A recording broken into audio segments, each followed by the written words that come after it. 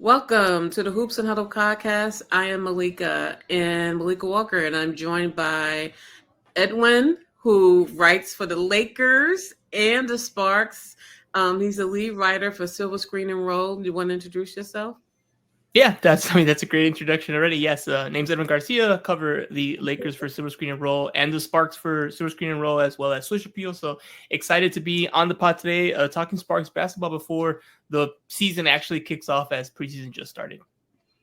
And Robyn, who is, she's a jack of all trades. She has her own, her own thing, and she's also a fellow hoopstress. So, introduce yourself, Robyn. Yeah, I'm Robyn Jordan. I'm a co-founder of Black Nerds Create, which is a hub for Black nerds creating things. And one of the things I like to create is WNBA drama.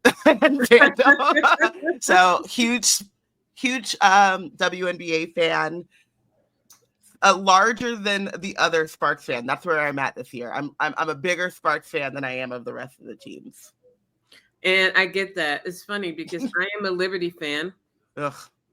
Nobody's perfect. Who is, for some reason, the most hated team in the league, I felt like. And then, it seems like every base has a reason to dislike the Liberty. And I find that to be hilarious. And I've decided to own it this season. I even have a Liberty community group on Twitter. It's about 50 of us so far.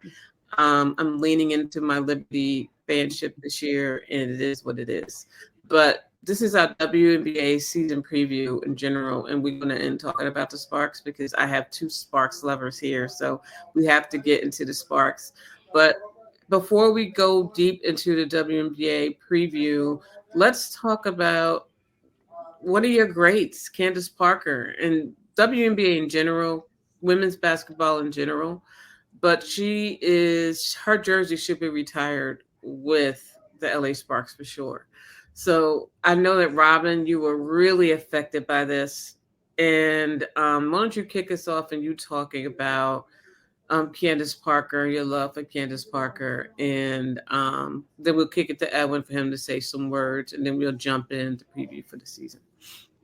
Yeah, I mean, it's weird because, like, on my GOAT list, on my like WNBA women's basketball Mount Rushmore, Candace is definitely there. Shamika Holtzclaw, though, is who got me like super. I mean, I played basketball, but like that was where like my like fandom and like following. Mm-hmm. That's why I loved the University of Tennessee. So when Candace Parker came, that's why I was like all about her. Obviously, you heard about her in high school, but yeah, she's like my peer in a way, and like we're the same age, but when she it was just like the end of my like hero worship, if that makes sense. Like I'm older now than everyone in the league except for that old lady in Phoenix who can't take hints, and unlike Candace does not care about disrespecting the game. So I'm older than all the players playing in the league. I went to like my first WNBA game was a Sparks game. Like it might've been the first year of the WNBA. So it's just, I was real sad because I knew that Candace Parker isn't going to give you the like farewell tour. She's not trying to do the like, she's just going to go out, say that she's done. I didn't think that she would, go for all the pomp and circumstance, but when she has like less games ahead of her, less seasons ahead of her, so like last year I was really prepared for it to be her last year, and then she got hurt, and so when she said she was coming back, I was like, okay, this is gonna be the last year, but I'm gonna be fat. I'm gonna be at like whenever she's playing the Sparks, I'll be there. I'm planning on going to a couple of driving up to Vegas or flying up to Vegas, going to a couple of those games, no matter who they're playing. So it was just like sad. I wanted to be able to like see her and like give her like show her how much she means to me in terms of basketball.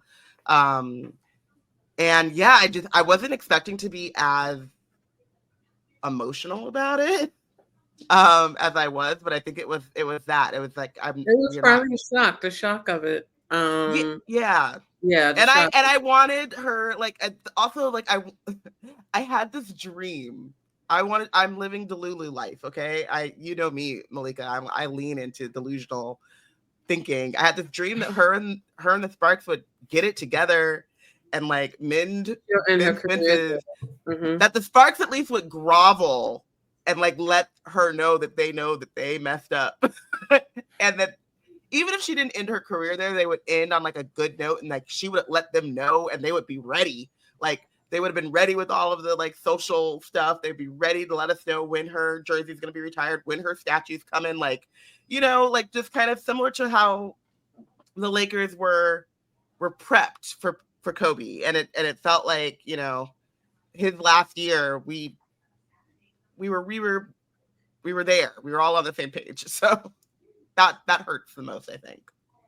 Yeah, I hear you there, but she got to love the professionalism of the Aces, and they have that beautiful facility they have, her own locker where she can go to her locker, her stuff is there, and she finally got that. She never had a locker her entire career in the WNBA, and she got one at the end. She got a training facility. She can go at any time, and like that's the reason why I didn't see like NECA. You see her taking pictures of her laying on the floor. Like, you know, like it's, you know, in Seattle, like it's a big, this growth of teams getting their own facility is a huge thing. And we'll talk about that in a minute. But Edwin, anything you want to say about the retirement of Candace Parker? Yeah. I think that similar to what we were talking about, that we all saw it coming. We knew if it wasn't this year, it's likely next year. It's a year by year basis, and yeah, it would have been nice to have gotten the kind of farewell tour. But as we discussed, that's not her style. If she doesn't feel like her heart's in it, she's not gonna, just continue even for that. So it kind of makes sense with what her personality is like and what her attitude is towards being competitive and being able to play at the level she feels comfortable with. And I think also, she's got a great broadcasting career already and has a lot going on. It makes sense if you're not going to be fully committed to just, walk away at this point. So yeah, it's a bummer we didn't get those kind of goodbyes, but it makes sense. She went out her way the way she wants to. So, she's got her 3 stops, 3 titles, 3 different teams. I mean, that's part of the legacy there. I know we want it to be, forever Sparks, but that's just not how it went in the cards. I will say that at media day, someone did ask Reagan, who's now one of the heads in charge of the LA Sparks, about when are we going to see the statue, what's going to happen with jersey retirements, things of that nature. And she didn't make any commitments, but she did say that obviously they're going to do things for Parker, and that it'll be on her timeline, not theirs. So I'm sure that's conversations they'll have. So it's pretty obvious that she'll definitely get all those accolades that other Sparks legends have gotten, but probably just need to let time kind of go on and see what she wants to do in terms of when she wants those kinds of things. But I expect those things to happen in the next, I don't know, year to 3 years. You should start hearing some news about, when those things are going to happen. Cool. Now, welcome to, I guess, this season. I'm really excited about this season and nervous for how the WNBA is going to handle the season. Like, are they ready for this growth? They're showing in preseason, they're not.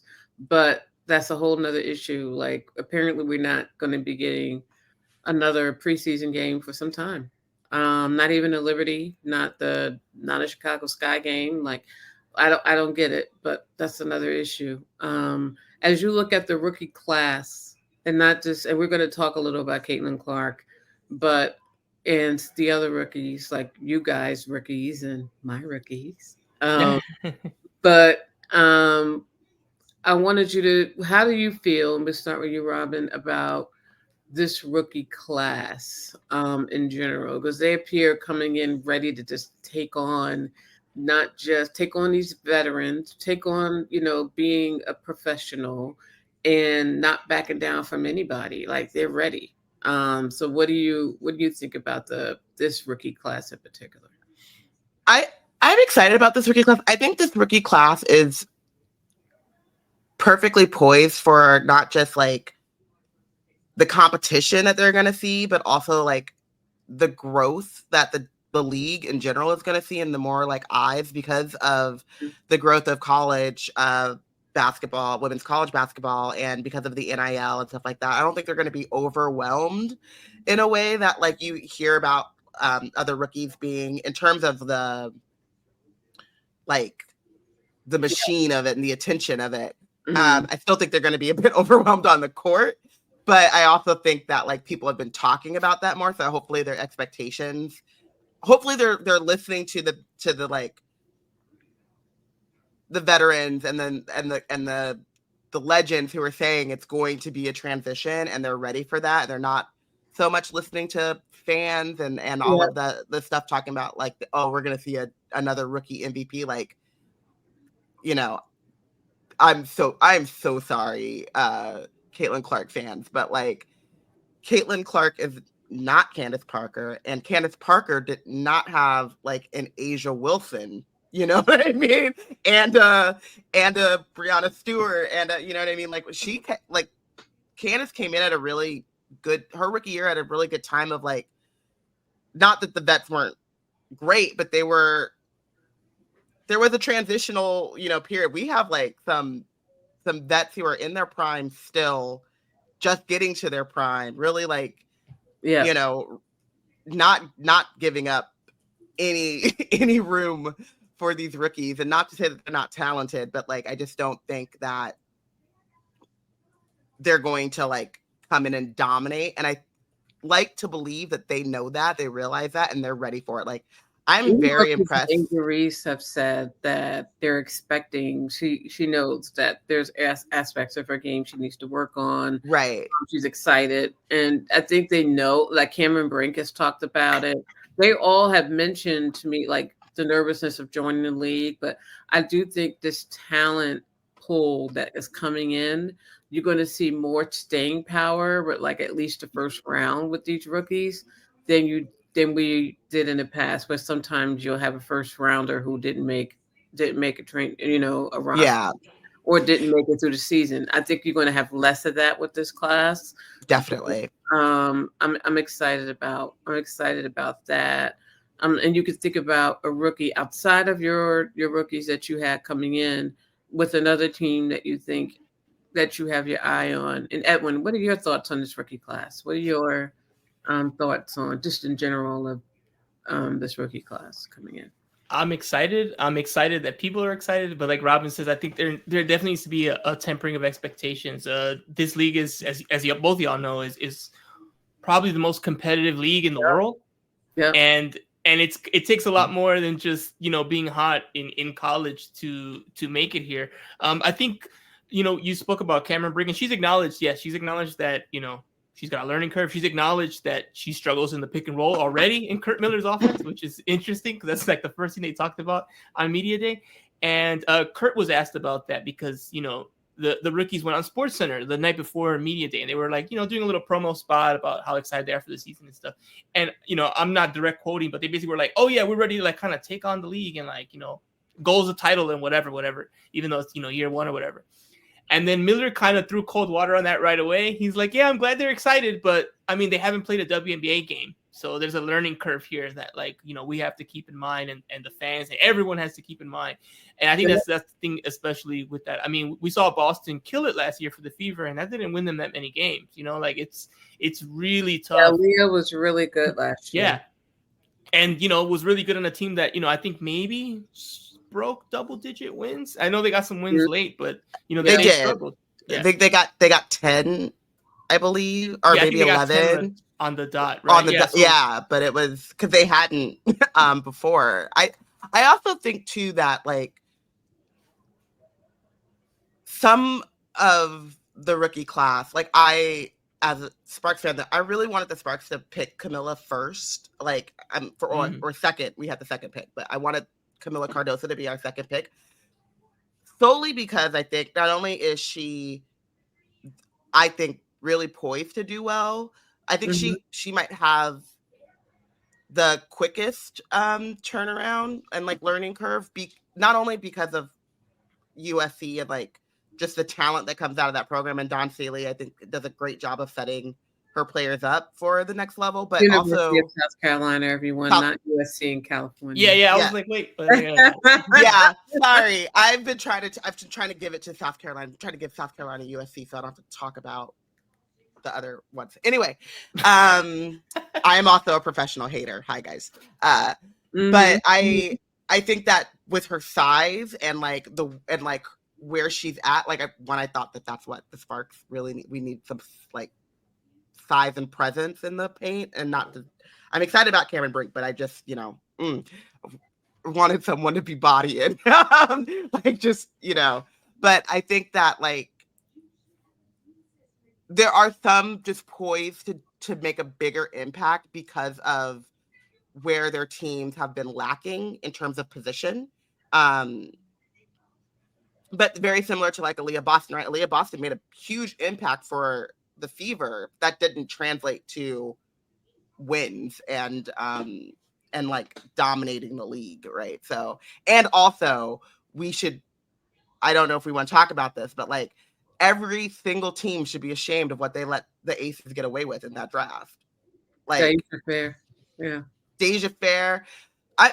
Kitley, like she's not going to play this year, but she gets to sit on the bench and learn behind Asia Wilson so that when she is ready to play, with all of like what you're talking about with like the Aces training staff and the Aces practice facilities and all of that, like you're just like just giving her a master class in what it's going to take. So like when she does start her rookie year, she's going to be scary, I think, just in terms of like she's a mental strength, she's a bucket. Like she's a bucket, and now a bucket with like a year of just being very, very few expectations, no expectations really, to just sit and become a sponge. That's scary. That is dangerous. And so I agree. I don't know. I feel like maybe also it's a good thing too for the rookie class is like the Aces have their presence looms so large. It's very hard to like repeat. So to do, a back-to-back, I don't know if that's possible, but like that looms so large that they might be able to have a little bit less expectation of winning, because I think everyone just is kind of like, it's the Aces and then who's next. So yeah, pretty much. That might help. What are your thoughts? So about the draft in general, or? Yeah, the draft, some of the rookies, you can, the draft in general, the rookies, any particular rookie you wanted to highlight. Yeah, I want to talk about what Robyn talked about. Jump into the like the LA Sparks in particular, and talk about them and their roster. Sure. So with Cardoso, I kind of agree with Robyn. I think that I know she just suffered an injury and she's out tonight, so I'm not sure. Like out 4 to 6 weeks. Yeah, that's a long time. So obviously, let's ignore that part of it, because obviously we didn't have that information, on draft day. Mm-hmm. I think she's right. I think in general, Cardoso's more WNBA ready than Brink is. Like I just told you, she's struggling with the pick and roll. That's going to be a huge option in the motion offense that Miller runs if he's going to keep running it that way. So I think she's not quite as ready to, be impactful. Now we saw her have that crazy block against the Storm literally 24 hours ago. But yeah, I think it's going to be more growing pains with her versus Cardoso. But I think she has a higher ceiling also because of that she's already pretty good, but we'll need some time to grow. I definitely don't think this draft, it was so deep. It's one of those drafts that I think when we look back, we'll probably select players differently 3 to 5 years from now. So it's going to be interesting to see, given the depth, there might be players in that teens that you would have picked now versus, the lottery picks that were taken where they were. But I think Brink was a safe pick. She's a dominant player. She's a good defender, seems to be like people are embracing her already. She's already been in California so much, from her college time. They're kind of ready for a new star. We need a new big, that kind of thing. But I think I agree with Robyn, but I probably would have done what the Sparks did and just said, you know what? No one will be mad if we draft Brink, so let's just draft Brink. Versus if you drafted Cardoso and didn't draft Brink, there definitely would be the conversation of you picked the wrong player and Cardoso would have more pressure being the Sparks' number 2 draft pick. But who knows what that would have done? That's a whole other door it opened. Would they have been able to get the 2 towers? Would Chicago have drafted Brink? That's interesting. Maybe you could have went that way. But they also got Rickea Jackson, which I like. So we'll definitely be talking about this draft and how it impacted all the organizations, for years to come, for sure. Yeah, we are, because I like your other pick. Yeah, me too. I think I was very excited about that. I'm very excited to see her just blossom, Rickea Jackson, and I'm very excited to see her on the court. I don't think I'm going to be watching a lot of W games this season, because some of these guys, I want to see Nika Mule in Seattle. Like, I want to, is a bunch of them that I'm really curious on but she's one of them. So let's go through some Sparks things. As you look at the Sparks, and like, you have, you got Zia Cook on the roster, you got, of course, Lexi, and you got De'Erica Hamby. And as you look at your roster, Kia Nurse, how do you feel about who do both of you guys think is making the final roster? Who do you think is going to make the final roster? Who do you think is going to be out? Meaning not make the roster. And how do you feel about the roster versus last season, and what if you guys can improve on last season? Yeah, so I think that Mackenzie's probably the one that's on the chopping block here. She got drafted late. They kind of took a flyer on her. I'm just not sure if she'll make the roster. I would like for her to make the roster. Again, player who's been here in Southern California, and why not? It's a good story. I think she's greedy. I think she's ready for the role. It's just that, again, there's only so many spots left, and she's fighting for one of those final spots. I'm not sure if another vet's going to take it over her. So I think that's probably the one I'm most keeping an eye on. I want to see if Mackenzie makes it or not. I think the roster in general is probably less talented than last year's roster, but I think the Sparks will probably win more games because they were so unhealthy, last season. They had so many injuries. If Lexi Brown's just back and this team has another year under, Kurt's tutelage, I think they'll probably win more games, even though on paper they're not as good as last season. So that's kind of my early thoughts. I want to hear who Robyn's kind of interested in those kind of last 2 or 3 roster spots there. What do you think is going to happen there? So I mean, we're definitely going to lose some guards. We have a lot of them on the roster still. I don't know if Claire, I like Lay a lot. I don't know if they'll make the roster, if they'll be we need that veteran kind of leadership, but we've got some veterans that came in, Monique Billings and Kia Nurse, and so we're not kind of lacking in that leadership department. We are, it is very new. There's not, for so long it was like you had NECA, you had Candace Parker before Derek Fisher happened to us, but you had someone who was like synonymous with that, with like the Sparks and with that organization. And so I'm interested to see like what the team's kind of identity will be this year. I think it's like really up for grabs. I don't know what it will actually be. But because of like the injuries and things, I am kind of assuming that,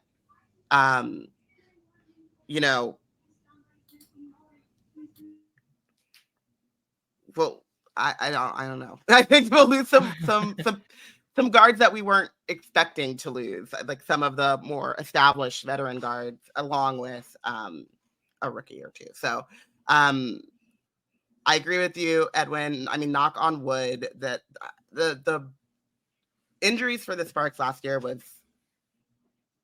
mind-boggling. Like, really, at one point, I think we had it was 7 players that were eligible to play. Like, it was really mind-boggling. I mean, it's another reason why having those practice facilities and having investing in those I don't know if you would say I don't know, just investing in making it a place to be and having those resources is really important. I think that watching Athletes Unlimited this past season, Lexi seems to have a good handle on. So she was diagnosed with Crohn's disease, but like that whole year as she was kind of dealing with getting diagnosed, right? So we had no clue what was going on, and it sounds like, I mean, not that we should as fans or the media, but like it sounds now like even they internally had like not a good handle on what was going on. So not to say that she's gonna, I don't expect her to play like every single game, but it seems like she has a bit more of an understanding of like what to expect. That's going to be exciting. And I think that, yeah, just health and staying healthy and having those like players available, I expect us to win more. I'm knocking on wood that we're going to the playoffs. But I think we'll be in the squeaking into the playoffs instead of being like firmly in the playoffs. And one thing we have to mention during this, Caitlin Clark, and I think that with Caitlin, one of the things I love about her, besides her shooting, is her ability to pass the ball, and how she can really, like be that PG on the floor that's getting the ball in the right places. That's something that Leah Boston was excited about in terms of building that relationship with her on the court. And they need to build that. You know what I mean? It's not going to happen like overnight. You know what I mean? I could see them like, each year getting better, but like this year they'll be working some things out, and then, some work in the off season, and then, like we'll see. I just think that could be something we will like, for years to come. But this year they're going to be building that relationship. But I'm looking forward to seeing Caitlin against WNBA defense, and how, because she's going to have some good games. She's going to have some possibly not so good games. But I think I think she'll be fine. But she's going to be going through it in terms of, she's already commented on the physicality in W. It's not always called. She's already noticed that, it's more physical. Like she's gonna have to put some weight on, she's gonna have to put some work in the weight room, and get used to that physicality. It is different. She's gonna have to adjust. But I am looking forward to seeing how she eventually adapts, because I think she's gonna go through that, but she's eventually going to adapt. And she's still going to get some of these shots off. Some of these people, she's going to get some shots off at some point during the game. Like, but the defense is going to be something she's going to have to adjust and get used to. And her passing, she's already talked about passing a lot, because she knows there may be some games she can't get that shot off, and she's going to have to pass the ball. So, making sure she gets it to Nelissa Smith and to, because I do think they have an interesting squad that can do some, so we'll see. Like last season, they didn't click and come together, but they had a whole season with Aaliyah. Now they have some interesting pieces. I'm really curious about Indiana Fever. Of course, I'm going to see them June 2nd in New York, and they play the Liberty, and those tickets were, I got them before she was drafted, and before I got them, they were still not cheap, but they weren't.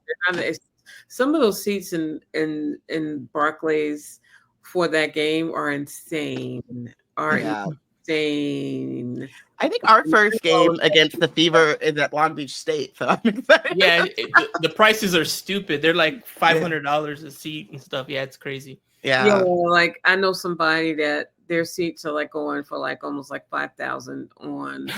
Oh my god, the crazy amounts of money. Like I'm like, oh my god, are they actually getting bought though? That's my like fear, that people are doing these resales and then you'll end up with a bunch of empty seats. I will say that my cousin, me and my cousin are Rutgers graduates, and he has season tickets to the men's and women's every year. He has 4 tickets. And when Caitlin Clark came we were supposed to go to the game, and he was like, "Cuz people want these tickets really badly." And I, I think I can get a nice amount of money for him. He sold them for $500 a pop, and that wasn't nothing. I said, you could have probably went up. He said, I could have went up, but I felt guilty. I didn't pay. Yeah, I didn't, these are not expensive tickets. You know what I mean? Like, so 500 was as far as I was going, and they were going in 5 seconds. Like, he put them on sale, and before we get off the phone, a few minutes later, they were gone. So I think it's going to be interesting to see how that's managed. But I did want to mention, I think we're going to see, we have a talent with Caitlin, but there are many in this draft that have talent. But we also have greats like Skylar Diggins-Smith back in the league.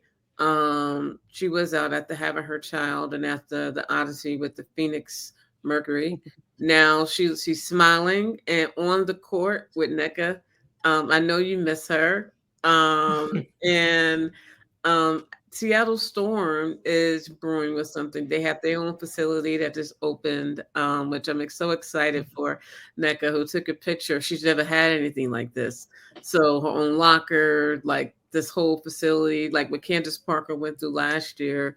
But Nneka, taking a picture, laying on the court, sleep, not sleep, but, this, she was so happy. So Sparks keep getting embarrassed. How many greats have to tell you that? Like, that's a sign when you see veterans doing this, like the teams that have their own facility and at least are sharing facility, that you have their own section, like the Liberty have their own section of Barclays. Well, the plus side for the Sparks is that the Clippers have gone to their own stadium, so hopefully maybe we'll get to get some more space for the Sparks. That's what I'm assuming. Chicago Sky, I'm like, these two teams in particular have to do better by their players. Yeah, something has. I'm like, Magic is one of my favorite players of all time, but he has to get that. Him and that ownership group need to get it together, in my opinion. And I love Magic, but I need more. I need better. Yeah. No argument for me. I think one thing that's interesting, though, to go back to Caitlin Clark for a second, I'm more interested in how she's going to be officiated than I am about her. Because one of my biggest things, even watching her in college, was that I think one of the best defenses against Caitlin Clark is that she's a defensive liability and you get her in foul trouble. The problem is, are they going to call the fouls on her, right? Especially that superstar treatment. She's going to get that superstar treatment. Is she going to get that as a rookie? I mean, we saw. I wasn't able to watch this game, but everyone saw that they were calling it a crossover on JC Sheldon, which that was not a crossover. It was a step back, but it was a step back that was a push off, and JC was flopping. So it was a lot of things happening there. But I will say that picture is wild, though. The picture is wild, but it's a push. It's a foul flop combo. Yeah, and JC had a good game too. Is she going to get? Are the W refs going to let her get away with those push offs? Those push offs are egregious. But they let her get away with it for the last at least 2 years in college. And then her defense, I don't think is very strong, right? And I think one of the best ways to stop someone on offense is to get them in defensive trouble. So how much superstar treatment is she going to get? How much are teams going to really put the pressure on her on defense when she's on defense? Oh, they're going to be looking for her. They're going to be looking. They're going to be hunting her. So I think that's something that they're going to have to work with her on, because these vets they're going to be ready. I mean, if you get Caitlin Clark in foul trouble and she's spending a quarter or two on the bench because she's got 3-4 fouls, that's a great way to keep her scoring down and her assists down, right? I think that her passing is great. I think that one of the biggest problems I had with the Fever last year was that they kind of reminded me of the Lakers this year, not to bring the men into it, but at certain times it was they forgot Aaliyah Boston was on the court, even though she carried them through the game. and she kept them in it. And then at like the most opportune times, they would just stop giving her the ball. And I don't think that we'll see that with Caitlin. I think Caitlin will continue to give her the ball when she is open, and partially because Aaliyah will give the ball back, right? Like that, like pick and pop, that having those options to pass out, that could be dangerous for a lot of teams. But that can't happen if Caitlin's sitting on the bench with 3-4 fouls. So that's an interesting take on that. Can you have anything to say on Caitlin, and you have any thoughts on that, Edwin? Yeah, it's so tough. I think she will get like a favorable whistle for sure. I think she will get the benefit of that, but I think you'll still see her growing pains and see it kind of, be an issue with her at getting success at the Fever. I just think that there are a long ways to go from kind of competing with like those, with the Aces, the Liberty, the Sun, maybe even Seattle, if you want to put them in that top 4. I think the gap's still very big, and I think we'll still notice that. I mean, they lost the recent game, right? Like, I think it's just going to be kind of a struggle. Yeah, it was a preseason game. Yeah, and I they have a little ways to go, but it'll be interesting to see what whistle she gets. That's for sure. But the Chicago Sky, with them having Angel Reese, who's already said that she is going to be, there are aspects of a game she needs to work, that she'll be working on. And she already knows she's a work in progress, but she's looking forward to the season. They have so much change in Chicago. So much change. Is there one thing in terms of if you were to point out one thing on Chicago and one thing they should work on this season, what would it be to get better? I mean, so we'll see with Camilla being out and how long that injury, it's they're saying 4 to 6 weeks. It's a shoulder injury. I will say during the draft, I think I tweeted, I was like, so no one's going to get a rebound against Chicago ever again. We're just like, between. That's one thing about Angel. She's a strong. Yeah, between Angel, Camilla, but like Izzy Harrison is also like, she can grab a rebound. I'm really interested in what Teaspoon will bring in terms of identity and I think that they have like a lot of upside when it comes to like wings and playing that mid-range. I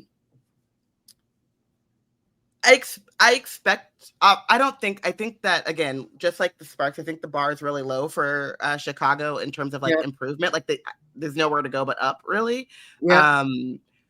So I do expect there to be some improvement. Yeah, learning year. Yeah, but I don't have like a, I think that they're going to skyrocket or anything like that. I think it'll be a learning year. It's a learning year, yeah. Yeah. It is a learning year for them. I mean, hey. And a lot of just rebuilding too. I was telling Chicago fans were making me feel seen, because not since Derek Fisher has a coach really just come in and decimated a team like that. And I think one of the beautiful things about the W is that the rebuilding years and things like that, it doesn't need to take that long. There are not that many teams. You can very well, like through the draft, you can easily go from not making it, being last in the league, to being a top contender. But I just think that this is going to be a rebuilding year, but I think that we're going to see something impressive. Yeah, I agree. But in general, I think with we can give our word on what would you like to say about the Sparks, or just in general about this upcoming season, that we have so many new fans that are watching, fans of some of these players, Caitlin Clark, Angel Reese, who may not know the history of the game, but they will be watching the game with us. Anything you want to say to the fans? Or this is part 1. We're going to have a part 2. I'm going to do a part 2 because we didn't touch on my team, the Liberty, We didn't touch on the Phoenix Mercury to name, and that's just two of the teams we didn't talk about that with Kalia Coppers and Phoenix. We have the Liberty, which didn't do much in the offseason, much to my chagrin, but looking forward to talking about the teams we didn't get to. But yeah, I wanted you guys to just, what is your, as we close out, what is the one thing you want to say about the upcoming season, the sparks, or the fans, anything in general about this upcoming season? We're going to have more viewers than we've ever had, and more interest. So, what would you like to say about the season in general? Any place both of you want to go? Your last word. Okay, cool. I'll jump in right here. I think the sparks will be kind of what Robyn mentioned, that the rebuild doesn't have to take like 5 years like it does in the men's game.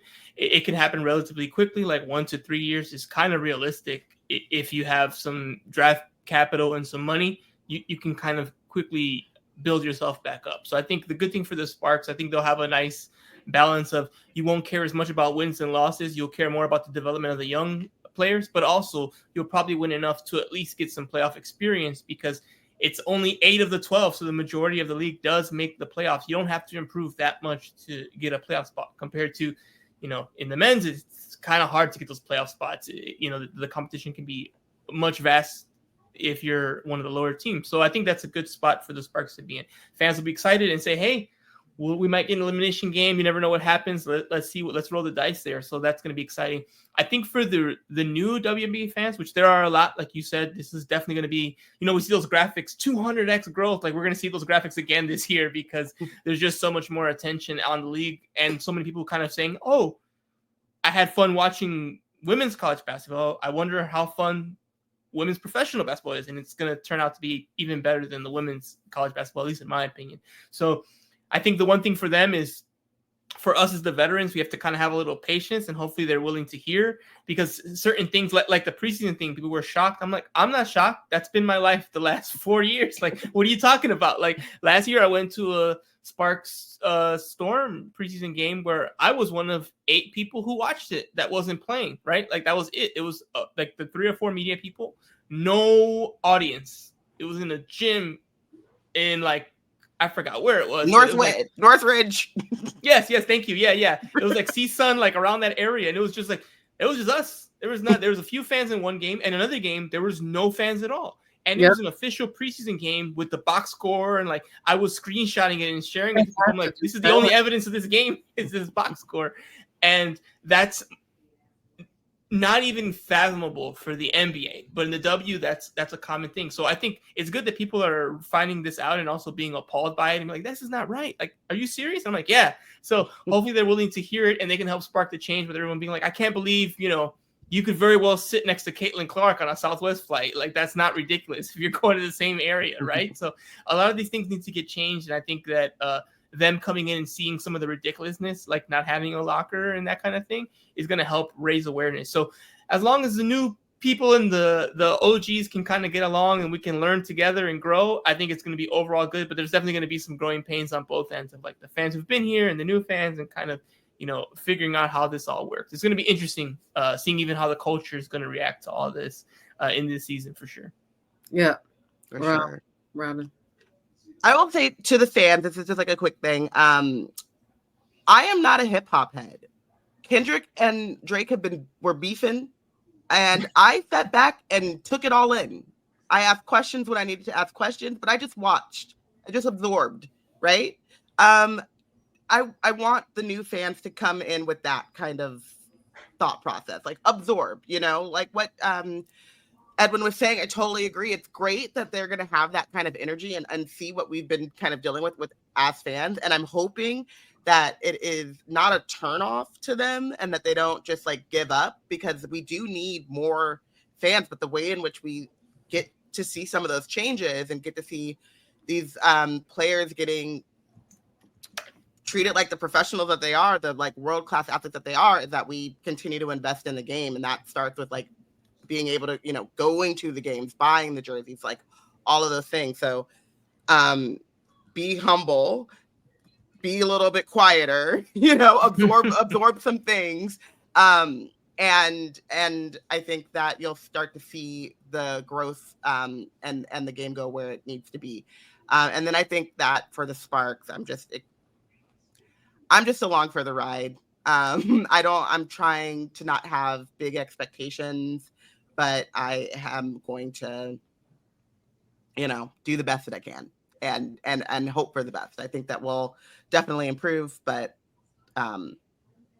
just want to see improvement. That's my whole thing. I want to see improvement. Yeah, and what I will say is I'm looking forward to the new season. I'm looking forward to seeing how these what types of things the new rookies learn as the season goes. Looking forward to this, them learning on the court and their observations. I'm looking forward to seeing my Liberty did not have an off season that I was looking forward to.